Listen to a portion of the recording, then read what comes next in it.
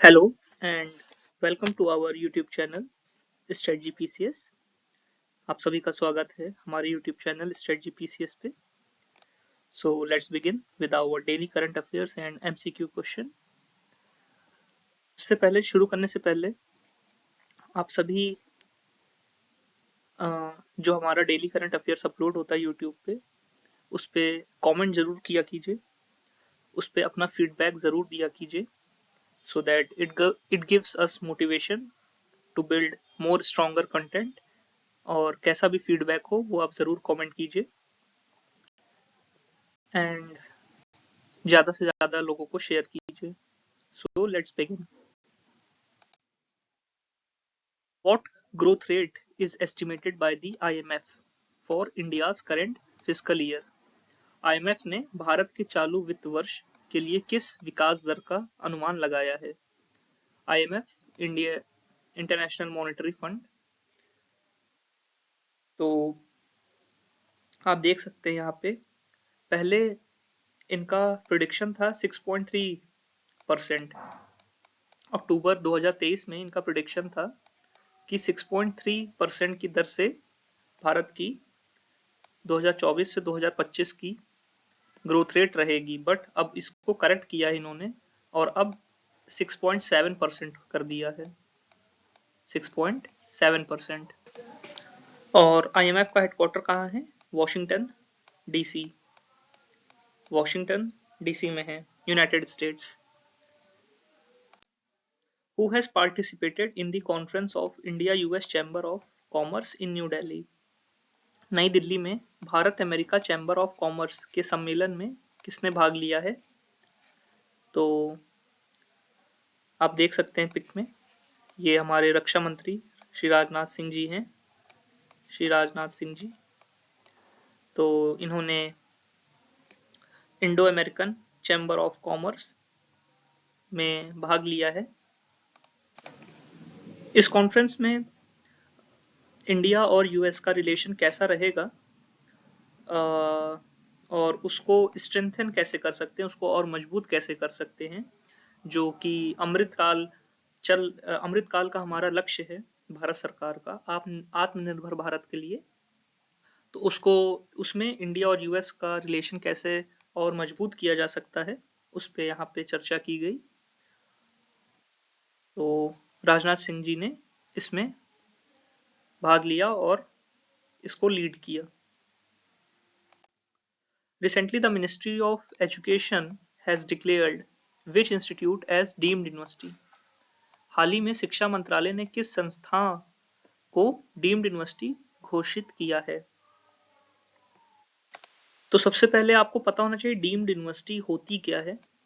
Universities basically तीन तरीके की हमारे यहाँ संस्था हैं, उच्च संस्था हैं। एक तो सरकारी होते हैं, स्टेट या सेंट्रल गवर्नमेंट रन, स्टेट या सेंट्रल गवर्नमेंट के थ्रू, जैसे एनआईटीज हो गए हमारे, और स्टेट यूनिवर्सिटीज़ हो गई अलग अलग स्टेट की। तो ये गवर्नमेंट के इंस्टीट्यूट होते हैं, जैसे एम्स है, राइट। सेकंड प्राइवेट होते हैं, जो प्योर प्राइवेट हैं।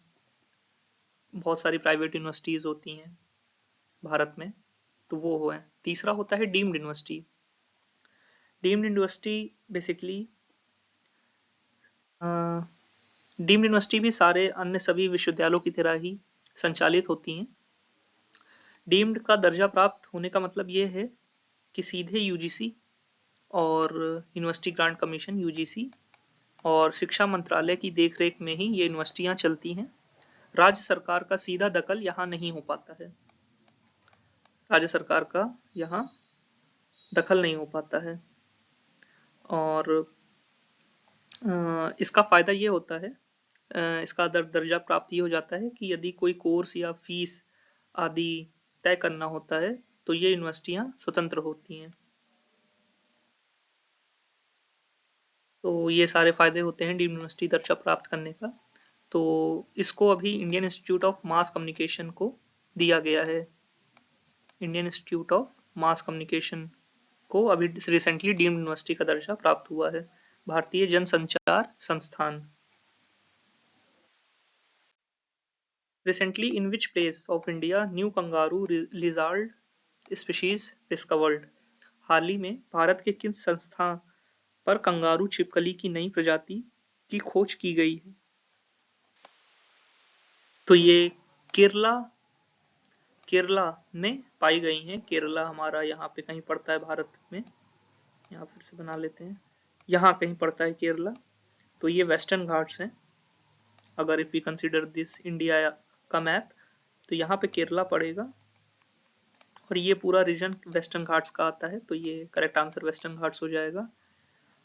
और ये जो नई स्पीशीज मिली है कंगारू लिजार्ड की, ये अगस्थ्यगामा स्पीशीज से बिलोंग करती है। अगस्थ्यगामा इंडियन कंगारू लिजार्ड, और ये केरला और तमिलनाडु के राज्यों में पाई जाती हैं। Who is the current director general of the Indian coast guard? भारतीय तट रक्षक बल के वर्तमान महानिदेशक कौन हैं? तो ये पिक्चर में आप देख सकते हैं, ये राकेश पाल जी हैं। राकेश पाल। Which of the following is not newly joined members of BRICS? तो यहाँ पे 3 ऑप्शन हैं, 4 ऑप्शन हैं। अर्जेंटीना, इजिप्ट, यूएई और इंडोनेशिया। निम्नलिखित में से कौन ब्रिक्स का नया सदस्य नहीं है? अर्जेंटीना, मिस्र, यूएई या इंडोनेशिया? तो अर्जेंटीना और इंडोनेशिया 1 और 4 इसका करेक्ट आंसर हो जाएगा। ये दोनों अभी ब्रिक्स का मेंबर नहीं है। इजिप्ट और यूएई हैं। इजिप्ट, यूएई हैं। ब्रिक्स का फुल फॉर्म आप कमेंट करके बताइए, ब्रिक्स का फुल फॉर्म। और ब्रिक्स का हेडक्वार्टर कहाँ पे है ये भी आप बताइए।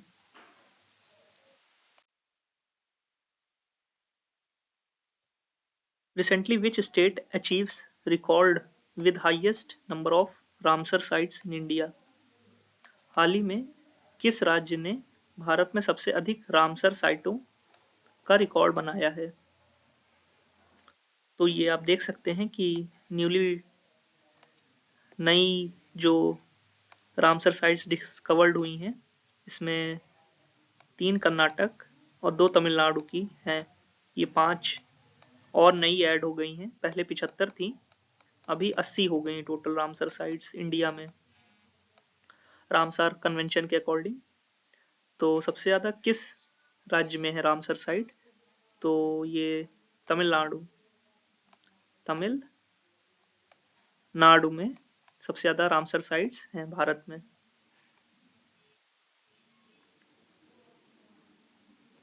और टोटल 80 साइट्स हैं। 80 साइट्स, ये 5 नई ऐड हुई हैं।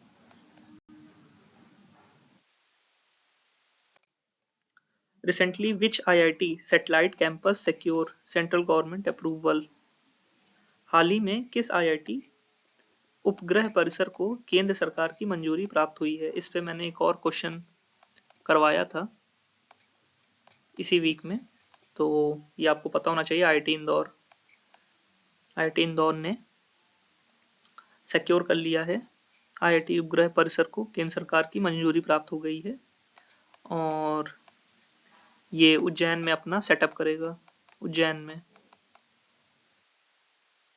In the space of astronomy and space technology.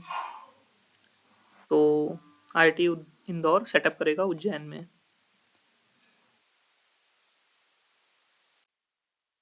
Who has became India Army first female सूबेदार?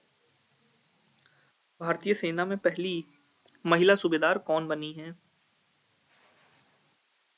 तो ये पिक्चर में देख सकते हैं, प्रीति रजक को भारतीय सेना की पहली सूबेदार बन गई हैं। प्रीति रजक।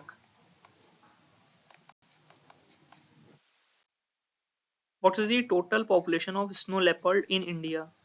भारत में स्नो लेपर्ड की कुल जनसंख्या कितनी है?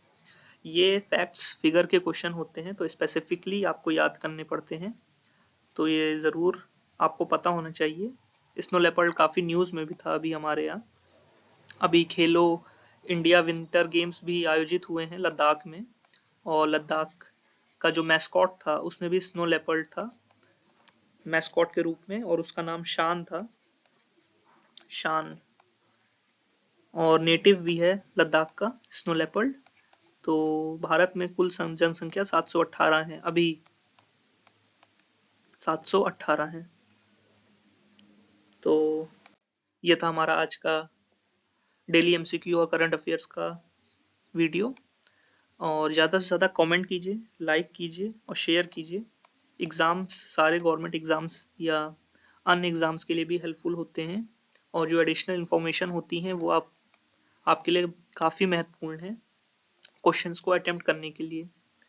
तो if you like our YouTube channel, please subscribe it, do share to your friends as well, and if you wanted to join our telegram channel, the link is given in the description।